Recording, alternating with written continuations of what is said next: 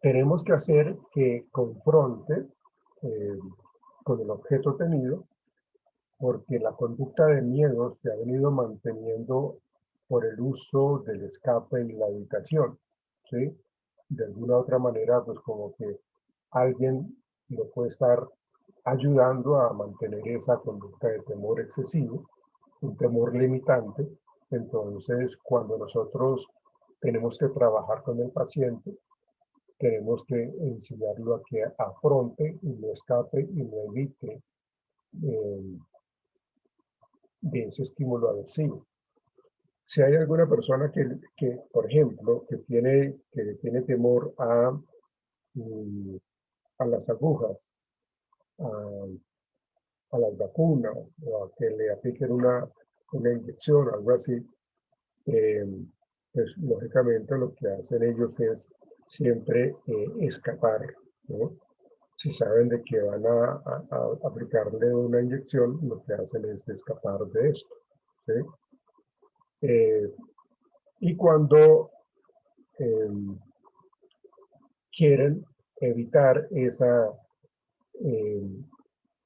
esa actividad de que le apliquen una inyección, entonces por lo general lo que hacen es, digamos que la conducta respondiente sería tomarse las pastillas, ¿sí? Porque prefiere tomarse las pastillas a que vengan y le apliquen la inyección. Entonces le dicen, o se toma las pastillas o le aplico la inyección. Entonces, lo que hace es evitar la inyección tomándose las pastillas, ¿sí? Entonces, yo recuerdo un paciente que tuve, que era un señor ya de, de 50 años para arriba, no recuerdo la edad, ya lo vi ya hace tiempo, lo vi hace ya como unos 6 años, pero recuerdo que él le tenía mucha fobia a las agujas, a las inyecciones, y entonces él tenía que hacerse un tratamiento. De hecho, tenían que hacerle una cirugía y pues lógicamente tenían que anestesiarlo y él entraba en pánico porque tenía ese tipo de miedo a las agujas. Entonces pues llegó a consulta precisamente para ayudarle en ese proceso de, de, de preparación para la cirugía. Entonces, claro, cuando nosotros hablábamos del tema, el señor empezaba a tener altos niveles de ansiedad con respecto a esas experiencias con agujas, ¿sí? Entonces, pues me tocó a mí diseñar un proceso de aproximaciones sucesivas para poderlo enfrentar a esto, ¿sí? Después, pues se hizo uso también de la desensibilización sistemática para poder trabajar, pues que la persona vaya regulando un poco las respuestas fisiológicas, toda esta situación que le genera esos niveles de incremento en la ansiedad, eh, e irlo llevando poco a poco a que se enfrente al objeto tenido, ¿sí? Entonces, se empezó con fotografía, con imágenes, simplemente de esa manera, qué siente, repórteme qué siente usted, cómo que siente su organismo. Entonces uno va como jerarquizando, por eso se habla de aproximaciones sucesivas, y voy regulando la respuesta que da el sujeto en ese momento. Entonces, ahí nosotros vemos que es importante, en este caso, ir preparando a la persona para que este control aversivo, eh, con el escape y la habitación, eh, no superen realmente el proceso terapéutico. Porque si se utiliza mucho el escape y se utiliza muchísimo la evitación, pues no se va a lograr en este caso del paciente que les cuento, no se lograría que le hicieran la cirugía. Entonces tocaba hacerle eso. En este caso era mejor trabajarlo de esa manera, con desensibilización sistemática, para que el paciente vaya adquiriendo mayor seguridad, ¿sí? Si se hubiese manejado el control aversivo como una herramienta bastante punitiva, es decir, que la persona no puede escapar ni puede evitar, es decir, obligarlo a que se quede allí y utilizar la fuerza, pues pues la persona puede entrar en shock, puede entrar, incluso puede tener un paro cardíaco. Entonces pues, hay que tener mucho cuidado con ese control aversivo porque es algo que termina haciéndole daño al paciente. ¿Sí? Si le quitamos el miedo a las agujas, pues le quitamos todo lo demás. Pero, lógicamente, pues no es favorable. ¿Sí? Entonces, vamos a ver un video que tiene que ver con esta en laboratorio. Permítanme, se lo voy a compartir. Permítanme. Y hablando de ese control aversivo. Permítanme.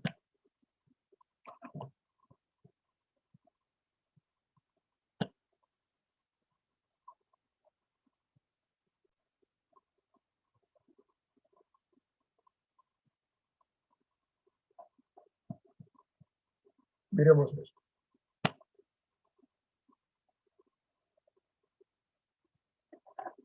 Que tenemos en el análisis del comportamiento económico. Usualmente participamos, porque de hecho realizamos investigaciones entre nosotros mismos y presentamos todos los trabajos que estamos haciendo. Hoy van a hablar el profesor Camilo Hurtado de la Universidad de Troy y la Fundación Universitaria Conrad Lorenz, el profesor Pablo Belón de la Universidad de San Buenaventura, y mi estudiante Cristian Urbano va a hacer una presentación de la Universidad Nacional y un trabajo que venimos haciendo los dos. Las dos primeras presentaciones son de trabajos de investigación básica, una sobre control aversivo, que están gestionando aversivo a los cuchillos orales aquí, y otra de surgencia, distinción. Y finalmente Cristian va a hacer una presentación sobre aplicaciones a la enseñanza con software usando principios de control de estímulos y equivalencia de estímulos. Buenos días. Les voy a presentar entonces un conjunto de trabajos que hemos hecho en los últimos años en colaboración pues, entre la Universidad de San Buenaventura y la Conrad Lorenz, especialmente el laboratorio del profesor Camilo Hurtado. Pues ustedes van a ver que es el mismo tema, que es sobre control aversivo, ¿cierto? Eso ha sido un esfuerzo súper interesante de colaborar y de ver cómo podemos trabajar entre dos laboratorios acá. Pues básicamente es un conjunto de estudios que queríamos evaluar el efecto de la presentación de estimulación aversiva o del uso de control aversivo en la persistencia del comportamiento, más específicamente en la resistencia a la extinción. Y tenemos un par de estudios con ratas y algunos, pues sí, un estudio con humanos, que es lo que les voy a presentar, por lo menos intentar en esos 15 minutos. Bien, pues, espere que me perdí aquí con la cosa. Listo. Pues la idea es que muchos de los comportamientos que nosotros vemos, muchos de los comportamientos problemas que encontramos en situaciones aplicadas persisten independiente de que ya no haya más refuerzo manteniéndolo, ¿cierto? Muchos de nosotros sabemos que esos comportamientos problemas están asociados. Claro, en muchos contextos aplicados sí hay refuerzos asociados con conductas problemáticas, pero sabemos que en muchos contextos no encontramos esos refuerzos, o sea, ellos persisten, aún nosotros le quitemos el refuerzo asociado con él, ¿cierto? Por un cierto tiempo. Y los datos con animales han sugerido que la persistencia de este comportamiento, ¿cierto?, está asociado con la cantidad de refuerzo que se entregue en el contexto de estímulo que ese organismo está. Y muchas veces la literatura tiene un debate entre si ese refuerzo puede ser contingente o no contingente. Esa persistencia o la resistencia a la extinción va a depender de la cantidad de refuerzo y no necesariamente de cuánto yo trabajo en ese contexto, ¿cierto? Y eso va a ser importante para las manipulaciones que vamos a hacer. Básicamente el dato general, ¿cierto? El dato grueso de esa literatura es que cuanto mayor la cantidad de refuerzo en un determinado contexto, más lenta es la extinción. Y cuanto menos refuerzo, más rápidamente se extingue el comportamiento, menos persiste, menor es la resistencia a la extinción, ¿cierto? Pues sí, es toda la línea que pues Camilo ha trabajado durante muchos años y viene trabajando y nosotros pues decidimos colaborar en ese esfuerzo. Sabemos que el control aversivo está en muchos contextos de nuestra sociedad, sin embargo hay poca información sobre los productos, sobre cómo él afecta el comportamiento como tal, por lo menos investigación básica que nos informe sobre esto, ¿cierto?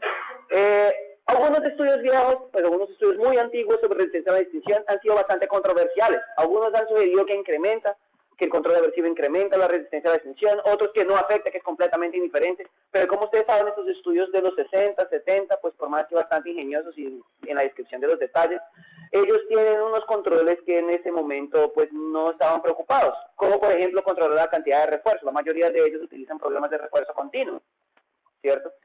Y compara refuerzo continuo con castigo intermitente, y esas comparaciones pues son interesantes y los resultados son controversiales, pero pues en ese momento pues la literatura tiene procedimientos más típicos para hablar o para evaluar ese tipo de efectos. Entonces nosotros pues salimos con nuestra pregunta: evaluar el efecto de la administración del uso de control aversivo en la persistencia de comportamiento, en la resistencia a la extinción. Para eso hicimos 3 estudios. Un primer estudio que queríamos evaluar el efecto del uso contingente del control aversivo en la persistencia de comportamiento en ratas, ¿cierto? Un segundo estudio donde nosotros hicimos este control aversivo, la cantidad de castigo no contingente, ¿cierto? Entonces nosotros rompimos, y ya les voy a mostrar como la contingencia instrumental entre responder y la entrega de control aversivo.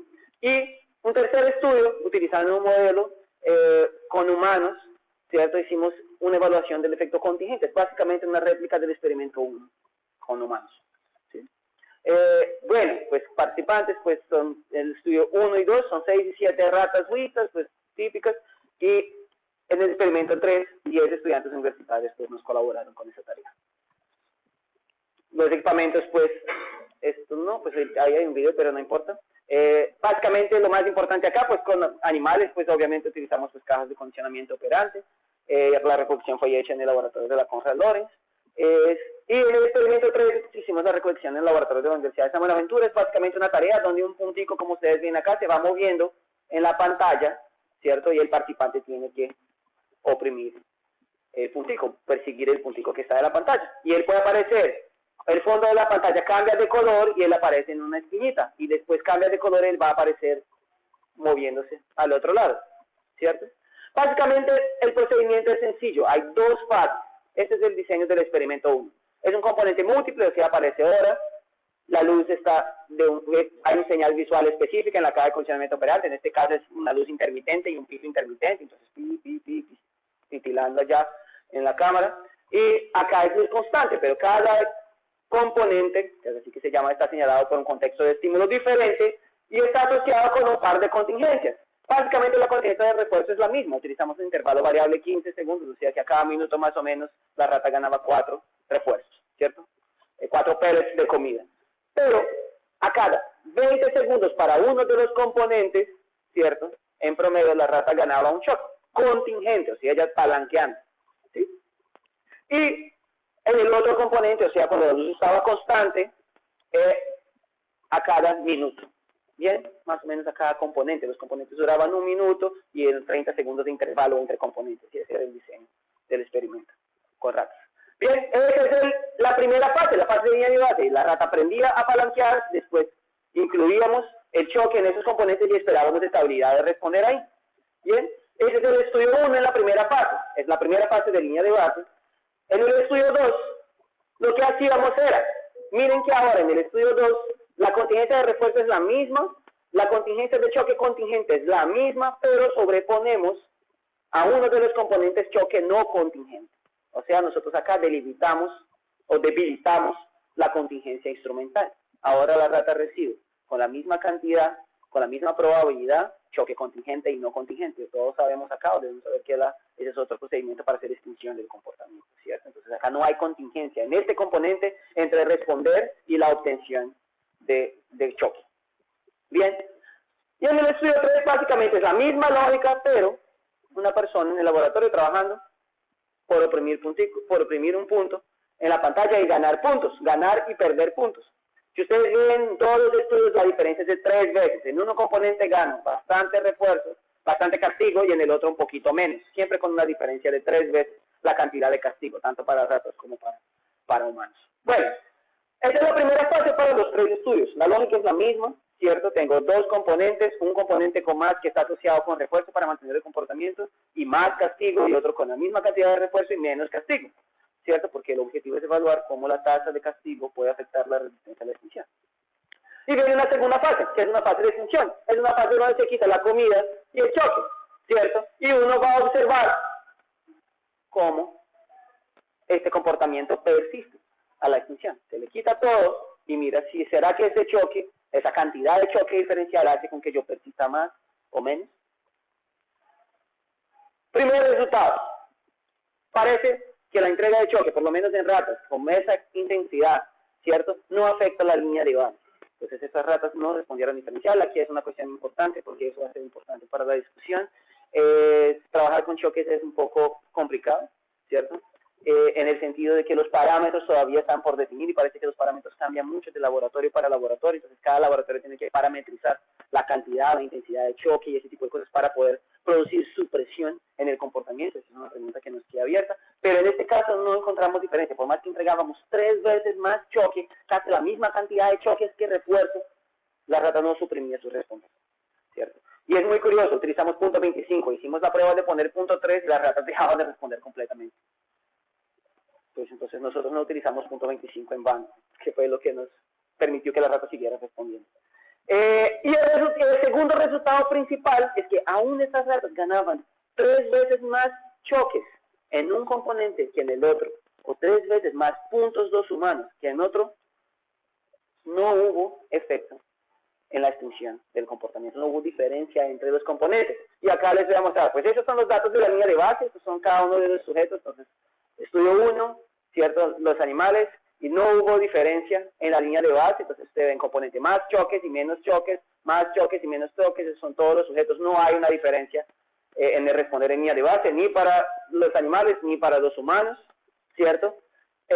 Y en la extinción, ¿cierto? Sabemos, el responder disminuyó con los días de extinción, como es esperado, extinción típica, primer día respondo más, y cuando va pasando los días va disminuyendo la tasa de la respuesta, típico, pero no hubo un efecto, como ya les había mencionado, de la presentación de estimulación aversiva en la resistencia a la extinción.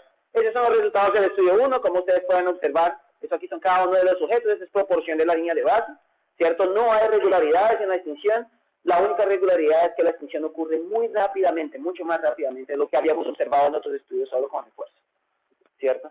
Ese es el estudio 2 no contingente, o sea, el choque contingente no contingente tampoco afecta, no es solo el hecho de que sea contingente, sino la cantidad de refuerzos tampoco afecta, de castigos, perdón, parece tampoco afectar independiente de la contingencia, y eso es con humanos, la proporción de la línea de base. Acá tenemos, pues, esa es la línea de base y acá los días de extinción, ¿cierto? Bien, y pues la principal conclusión es que parece que las variaciones en la tasa de estimulación aversiva, sea contingente o no contingente, no alteran la resistencia a la extinción de la misma manera que el refuerzo.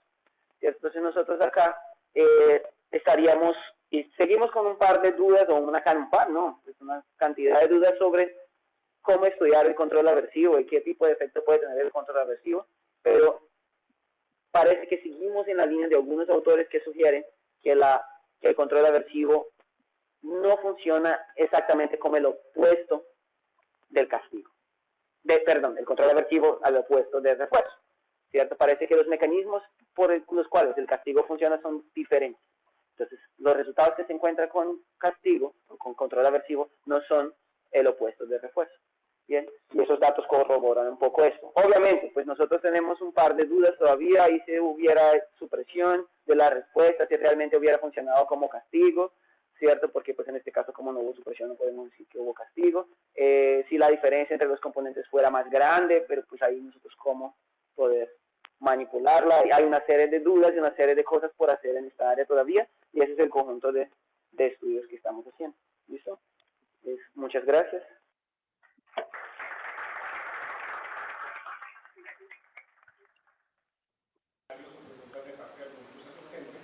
¿Hay alguna implicación en el hecho de que con ratas se haya usado castigo positivo y con los humanos castigo negativo? Puede haber. El problema es evaluar esto con humanos, porque pues el típico se asume que la pérdida de puntos funciona como castigo positivo en humanos, pues uno asume la lógica, pero sabemos que puede ser negativo. Vimos que los resultados son iguales en este caso, pero tienes razón, la pérdida de puntos puede ser entendida como castigo negativo. tuvimos diferencias. Lo que puede ver si es la única donde tuvimos diferencia en la línea de base. El castigo, la pérdida de puntos fue más efectiva para suprimir el comportamiento que el choque en ratas. Los humanos sí dejaron de responder en línea de base, porque también las ratas porque tomaban choque. ¿Tenemos de pronto algún ejemplo de conductas que persistan, comportamientos que persisten sin reforzamiento a largo plazo? Sí, hay muchos protocolos. Sí, claro. Por ejemplo, esa es la lógica de la extinción como modelo de la persistencia de comportamiento. Hay muchas situaciones donde pues, uno no puede encontrar. Es muy típico y el estudio pues, es que por el tiempo con niños, cuando usted está haciendo pues, manejo de contingencia, usted ve que algún reforzador está manteniendo el comportamiento, como la atención, ese tipo de cosas. Por ejemplo, el comportamiento de autolesión, ese tipo de usted hace el procedimiento, le quita la atención de los papás. Usted ve que el comportamiento persiste por mucho tiempo, incluso se intensifica apenas no quita todos los fenómenos de extinción, pero con el tiempo él va disminuyendo, pero hay un nivel de persistencia de él, ¿cierto? Lo mismo, usted va y quita, es un modelo muy común para pues, también para hablar de fenómenos relacionados con consumo de sustancias, ¿cierto? Usted sabe que el comportamiento es mantenido por el consumo de la droga, ¿cierto? El comportamiento de búsqueda de la droga. Usted lleva a una persona, quita a ella de la situación donde ella puede obtener la droga y ella sigue buscando por mucho tiempo y eso disminuye, ¿cierto? Con el paso del tiempo, ¿verdad? Pues, ese tipo de cosas.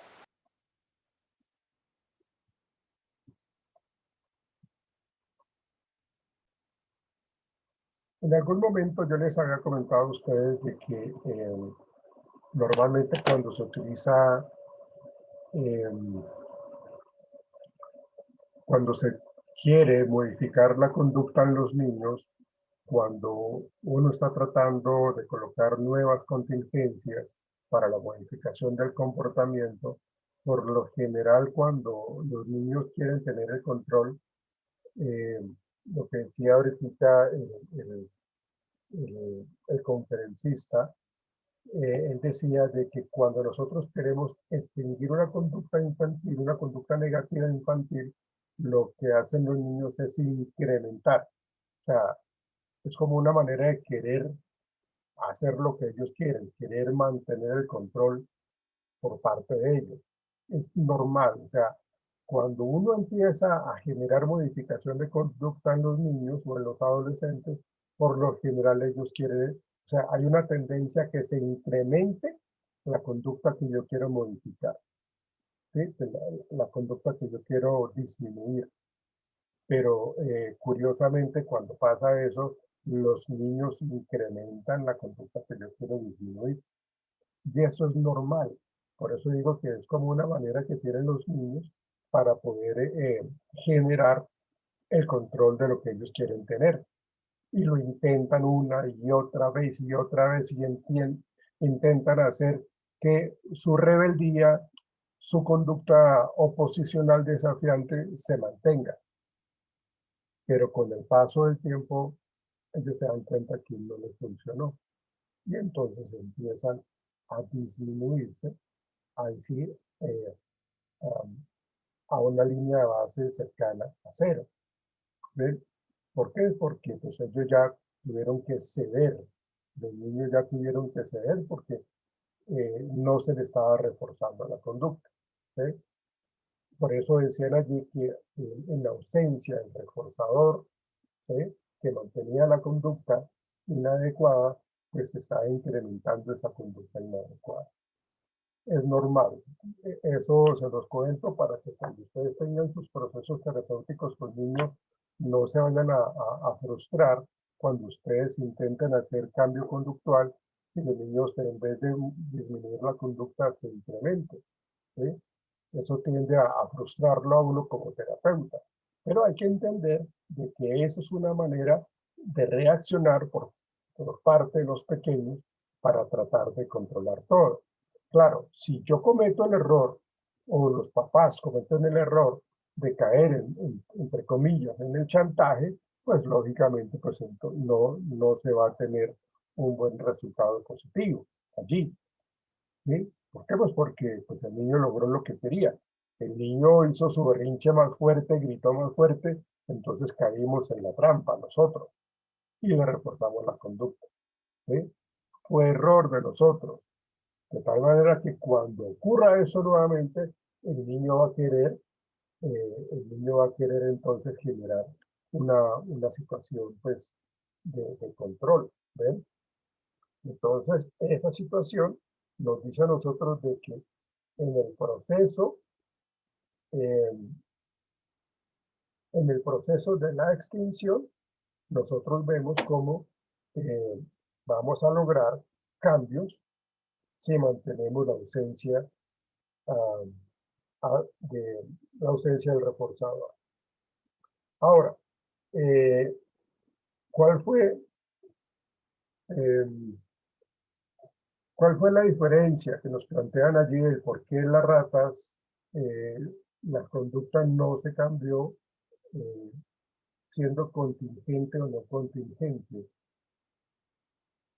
eh, el castigo? ¿Por qué las ratas no cambiaron? En los humanos al parecer sí cambió. En los humanos al parecer sí cambió. Ustedes podrían decirme, ustedes qué opinan, por qué no se vio afectadas las respuestas en las ratas, por qué no fue efectivo esa variable independiente del castigo contingente y el castigo no contingente, ¿por qué creen? Y en los humanos sí. Díganme por favor, ¿por qué? Profe, buenos días. Hola. Profe, puede ser porque las conductas están muy arraigadas a ellas y no, puede ser que no funcione el castigo y por eso no cambien su conducta habitual, ¿sí? Así se castigue o no. Ok, pero ¿por qué? ¿Pero por qué está tan arraigado? ¿O qué es lo que pasa allí? ¿Qué creen ustedes? Díganme por favor. Pues, profe, ellos también mencionaban el tema de la parametrización de ambos laboratorios, ¿no? Sí. Del- de la variación, de la estimulación que se le daba a las raticas. Entonces, no sé si pues eso afecte. Y pues eso lo mencionaron en la discusión, ¿no? Pues que por debido a esas variaciones, pues que no se veía un resultado diferente en ratas y en humanos. Pues además yo siento que el ejercicio era diferente, de todas formas, bueno, pues puede que haya choques eléctricos en las ratas, pero en los humanos no era así, obviamente, pues eso es no ético, pero yo creo que el estímulo sí afecta muchísimo la variación de ambos, ¿no? De la respuesta de ambos. Ujú. Eh, digamos que la diferencia que yo podría ver, pues es el repertorio de conductas que tenemos nosotros los humanos y el repertorio limitado que tienen en esta ocasión las ratas, ¿sí? Pues las ratas, pues lógicamente, pues no tienen un proceso cognitivo, no tienen un razonamiento allí como más evidente, en cambio nosotros sí, ¿sí? Y nosotros, no quiere decir de que las ratas no quieren evitar el choque, seguramente lo quieren evitar, seguramente quieren tener ese control de la situación. Por eso, como es contingente o no contingente, pues igual el número de respuestas se mantiene, ¿sí? Porque ellos lo que quieren es evitar el choque.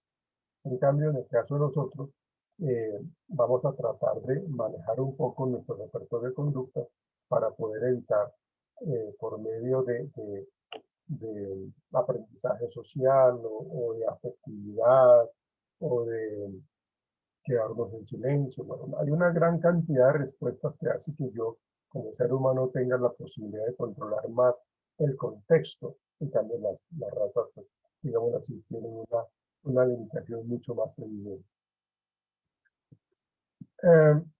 ¿Cómo nosotros entonces, teniendo pues como ese ejemplo del control aversivo, entonces nosotros cómo tenemos que hacer de que la persona se enfrente al objeto temido, que era lo que yo les estaba comentando ahorita? Entonces, permítanme, voy a pasarles un video, un nuevo video. Permítanme, por favor. Un momento, por favor. A ver, un instante, por favor. A ver si los puedo colocar. Un momento, por favor.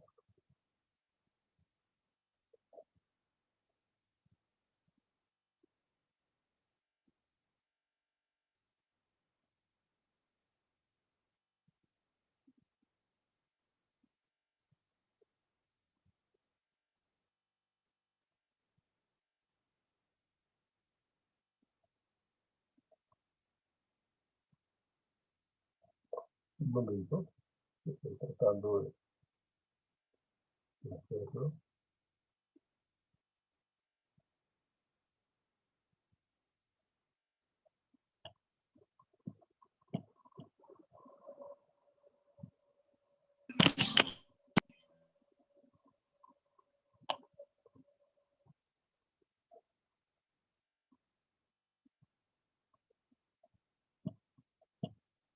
No sé si tenga audio, me dicen por favor si lo tienen o no. Miremos esto.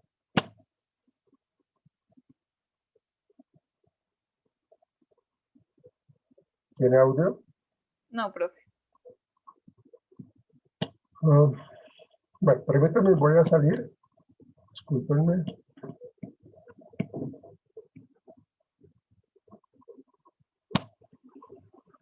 Permítanme.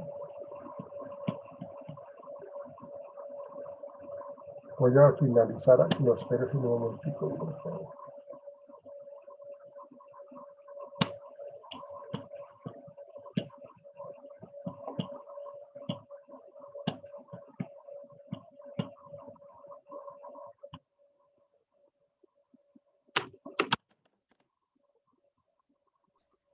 Profe, si quiere le ayudo a compartir el video, No, que ya lo encontré, ya lo tengo acá.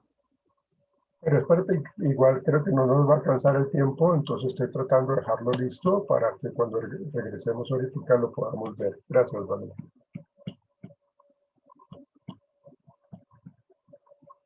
Voy a terminar la sesión y ya regresamos con el video, por favor. Bueno. Vale, profe.